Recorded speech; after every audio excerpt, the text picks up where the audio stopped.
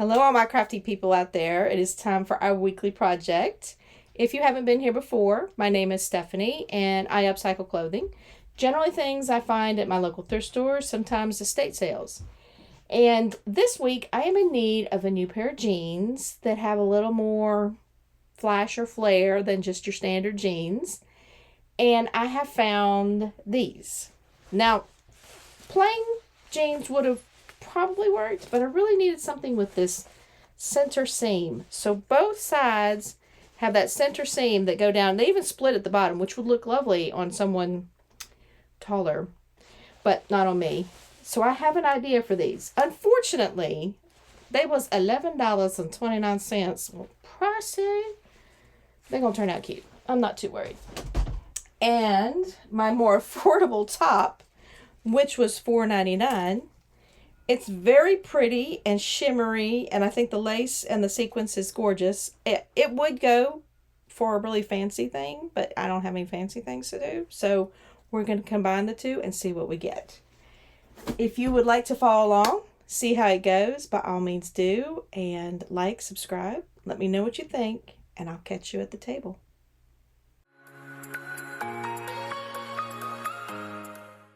Okay, here are our materials.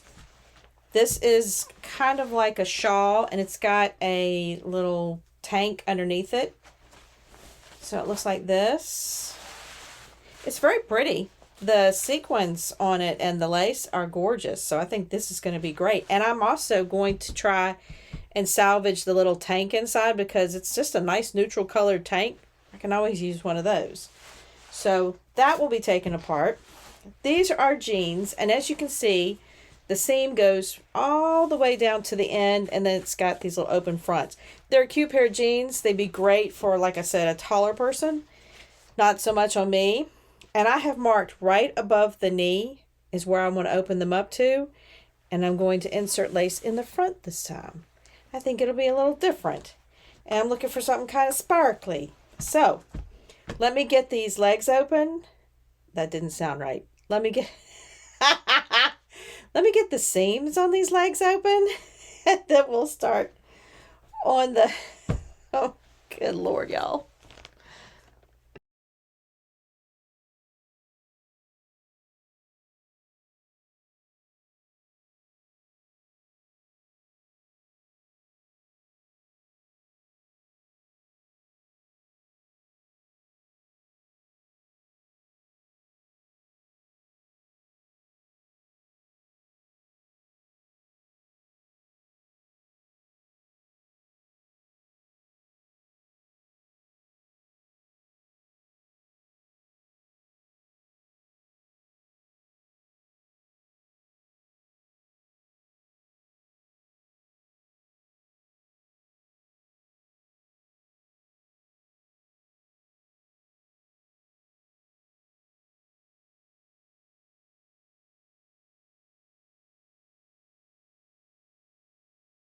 Okay, I've got the leg open, both the legs open, and I did a zigzag stitch at the top just to keep it from running. I don't want that seam to open up any further.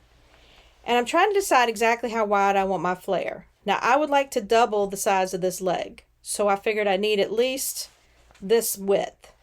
So this is 12 and a half, roughly. So I think I'm going to go, honestly, with 14 inches, and that'll give me half-inch seam allowance on each side with a little extra. So I need 14 inches that the bottom of my flare is going to cover. The other thing I got to worry about is how long that flare needs to be. Now, there's a lot of math that could go into this, but I'm not keen on it. I think I can do it just by working my way through it. So this, from the point to the hemline, is roughly 18 and a half inches. So I need at least 18 and a half. So we're going to go with 19 inches. So 19 inches long and 14 inches wide. Now, here's how I did it. I took my ruler, my big one, laid my tracing paper down right here. And let's see. Make sure I got it lined up where I can take care of it with a or keep it in line with the grid. So I'm going to go with marking number 20. So 20 minus 14 is 6. So between the 6 and the 20 mark, I've got 14 here. And then 6 plus 7 is 13. That 7 is the halfway mark between on the 14-inch here. So this here, just going to rough draft that line, is 14 inches. All right. Now, I need to go up the middle by 18.5 inches. So I'm gonna hook my ruler on there. I'm gonna pull my paper up to 18. Oh, actually, I'm gonna pull it to 19. I forgot, I gotta have a seam allowance. So I'm gonna pull it to 19. I'm just using the grid to help me out here. It makes it easier. And this ruler hanging on the side helps a lot too. So this is our middle line that we marked. All right. So I've got to go up 18.5 inches, or 19 inches, I'm sorry. So this is 19 inches. Now, I want to join these two marks on the side that were where we started. And we're just making a triangle. Nothing fancy. Okay. Now, that looks good all by itself. But the problem is, this part right here, this center part, is the only thing that's 18.5 inches that'll meet the seam line, or 19 inches. This is longer than that, and I want it to be this length because I want this to curve. I want it to curve because I don't want it to hang down too low in the front and look kind of goofy. So I have my handy dandy. Now I'm using string this time. So I've got a big push pin here and my pencil, and they're tied together to meet right at this point, the 19-inch mark. Make sure I've got 19 inches. Yep. So I'm meeting the 19-inch mark here, and I'm just going up like that. And that's going to take care of my curve without us having to do anything complicated. So now I have my curve right here. These will be 19 inches long, and that will be 19 inches long. And that will fit in my wedge that I have in my pants just perfect. That did not sound right, but you know what I'm saying. So let me cut this out, and then we'll get to cutting our fabric out.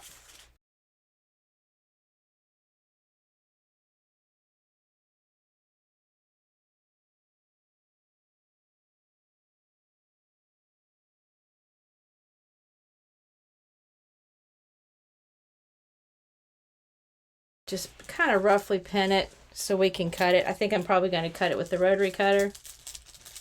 I just want to make sure I've got all I need. Like I said, a little fullness isn't going to hurt anything. Make sure it's tall enough though. Okay. And see, it's easy to, I just lost a pen in here. There it is. This is sparkly and hard to see through. All right, now I'm going to take mine. Now, if this was a stiffer piece of fabric, you'd have to be a little more cautious about how you were going to cut it. But this is going to have some flow to it, so I'm okay with it not being, like I said, perfect. Whoop. So we're going to cut it. Now remember, we've already got our seam allowance in there, so that's okay. All right, and then we're going to cut the other side. We're going to see how I do it left-handed. Not very good, I can tell you that now.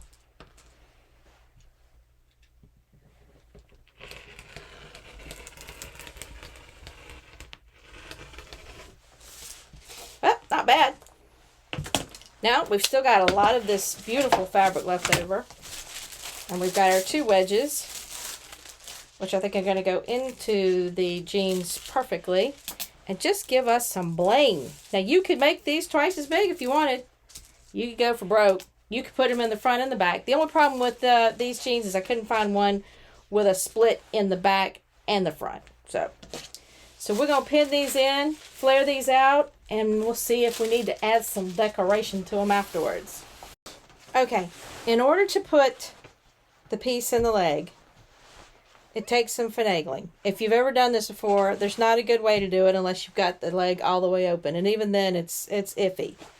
So what I found the best way to do it was turn it inside out first. Like that. If I can get my hands on it. Turn it inside out. And the first half is going to be easy. You're going to take it. Make sure you get your right side, which this is the dull side. This is the shiny side. I don't know if y'all can tell the difference on camera.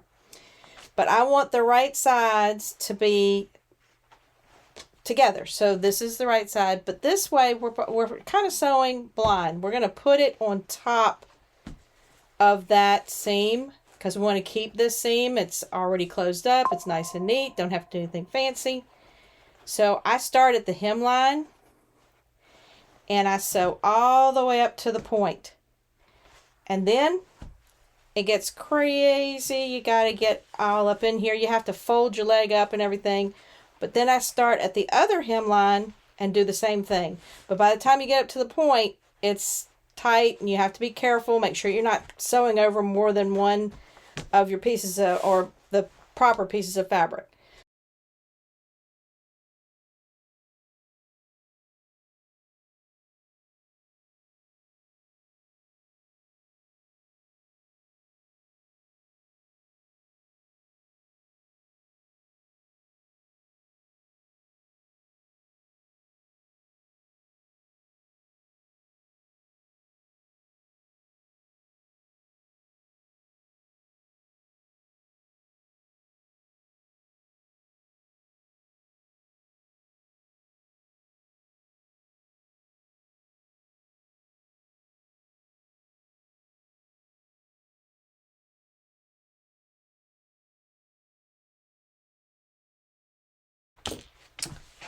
Okay, everybody, I have the lace in the jeans. Now, they're pretty, the lace panels, but it's not quite enough.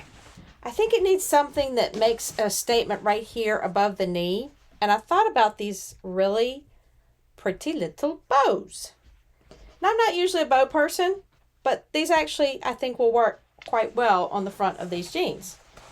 That being said, I don't want to wash these. So, I'm going to put a snap on the back. Can you see that? Little snap. So, what I have to do is I have to open the bow up. Okay. Have to find the middle of the bow. And I'm kind of folding it in half. So I found the middle of the bow. I'm folding it in half. And then what I'm going to do is I'm going to add a snap. Now, this is kind of tricky in the way that you have to kind of hold your mouth right to get it. I'm going to take the little pronged piece. I'm going to stick it into the bow where I want that to be. That makes it pretty secure. Now I have a pair of these. I got these at Hoblob, but I'm sure you can get them online. So I got to put that little piece on the pliers, like right there. It's tricky.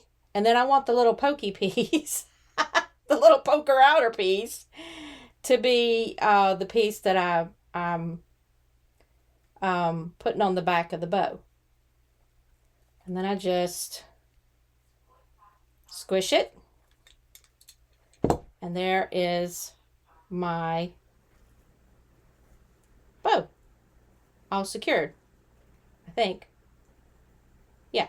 Got the bunny ears like this. Oops. There we go. Bunny ears. Roll one over the top of the other. And to roll this out to make sure our snap is on the outside. Like that. And there we go. Now our snap is on the outside. Our bow is tied. And we can detach our bows when we go throw the jeans in the wash. So this is not something you have to do, but if you're decorating something, clothing specifically, with things that maybe won't wash well, this is an option. You can reattach it and detach it. So I'm going to add a snap to each point right here, and then we'll be able to snap them on. Okay, we have our bows on, and yes, that is tricky to get that snap up in there. You have to, fortunately the lace is very thin as far as when you bunch it up to get this tulle in there, but you might be able to get one with a wider neck that will go up easier. But the one I had, it was just a challenge, and but now they snap on and off, so I can take these off when I wash them. There is one more thing I want to do to these to add a little more bling, but I have never washed these. I think you can wash them, but I have not, so this is going to be an experiment. I have this leftover rhinestone fringe from my Mardi Gras jacket, and I think I'm going to add some to the pockets. Just a little in the front and a little on the back pockets, like this.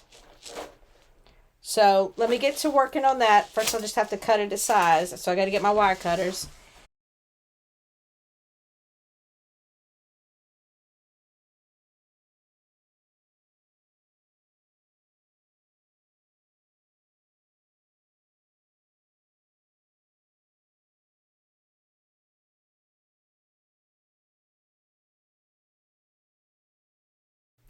Okay, everybody, I'm actually pretty okay with this. I was worried because I thought maybe I hadn't cut the flares wide enough, but I think the bows make up the difference very well. And of course, like I said, I put snaps on the back of those so I can take them on and off when I wash them.